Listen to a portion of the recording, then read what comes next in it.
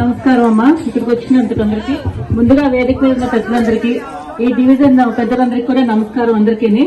అందరూ బాగా అంటే ఇక్కడ గ్యాదర్ అనేది చాలా సంతోషం అమ్మా. ఈ రోజంతా ఇక్కడ ముందుగా ఈ డివిజన్ లో ప్రతి ఒక్కరు చెప్తున్నారు, రాజేంద్ర గారు, టీజీ గారు అందరూ అంత మంచి పనులు చేస్తున్నారు. ముందుగా అందరికీ మా కృతజ్ఞతలు చెప్తాను. అందరికీ అంటాను. ఒకటి ఇంకా ఫస్ట్ అడిగిందమ్మా మీ సమస్య కమిటీ హాల్. కమిటీ హాల్ అనేది ఇప్పుడు మన గవర్నమెంట్ లేదు, రేపు మన గవర్నమెంట్ వచ్చాక మీరందరూ డివిజన్ వాళ్ళంతా కలిసి ఎక్కడైనా సైట్ అది చూసుకుని వాళ్ళంతా వచ్చి చెప్తే కనుక కంపల్సరీ జనార్దన్ తప్పకుండా దాని మీద చూస్తానంటాను కమిటీ హాల్ గురించి. ఇంకొకటి డ్రైనేజ్ చెప్పారు. ఇందాకే చెప్తూ ఉన్నారు మన గవర్నమెంట్ ఉన్నప్పుడు సగం అంతా కట్టారని కొంచెం ఆగిపోయింది అని చెప్పని. ఆ మిగిలిన ఆగిపోయి కూడా అంటే చాలా చోట్ల కొంచెం కొంచెం పనులు పెండింగ్ ఉన్నాయి. అవన్నీ కూడా మళ్ళీ జనార్దన్ కంపల్సరీ పూర్తి చేస్తారు. అన్ని కూడా అన్ని చోట్ల అంటాను. అదవుతాము. ఇంకొకటి చెప్పారు, ముందు మాకు ఇక శుభ్రత కావాలి కదా, దోమలు ఇవన్నీ చెప్పారు. ఇప్పుడు మన గవర్నమెంట్ లేదు కదమ్మా. మీరు ఈసారి వచ్చినప్పుడు మున్సిపాలిటీ వాళ్ళు నిలదీయండి, ఏం చేస్తున్నారు ఏంటి అని చెప్పండి. మన గవర్నమెంట్ ఉన్నప్పుడు ఎలా ఉందో ఇప్పుడు ఎలా ఉందో పరిస్థితి అర్థమవుతుంది కదా. ఇంకొకటి చూడండి అమ్మ, వేరే చేసుకోండి. కంపల్సరీ జనార్దన్ గారు ఎలా చేసేవారో ఒకసారి రాత్రులు కూడా తిరిగి మున్సిపాలిటీ వాళ్ళని పెట్టుకుని రోడ్లు క్లీనింగ్, డ్రైనేజ్ క్లీనింగ్, వాటర్ విషయంలో గానీ అన్ని కంపల్సరీ శ్రద్ధ తీసుకునేవాళ్ళు ప్రతి విషయంలోనూ.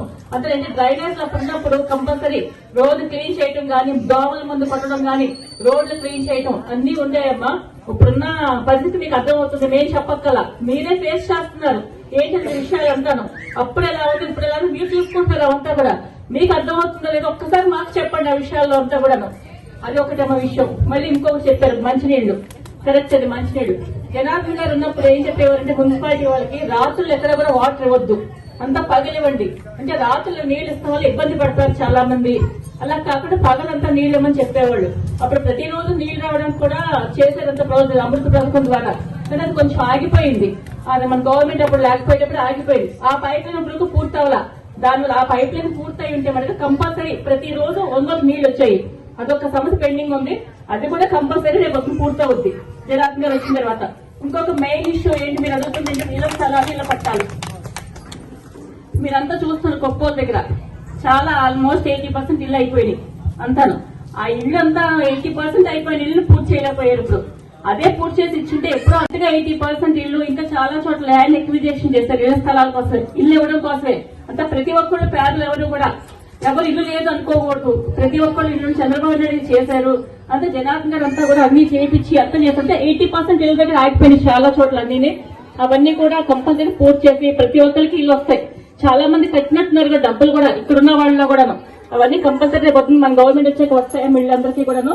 దాని మీద ఎలాంటి అనుమానం అక్కర్లేదు ఎవరికి కూడాను. ఇంకా ఏమన్నా చెప్పాలమ్మా, ఏమన్నా అడగాలి ఇంకా?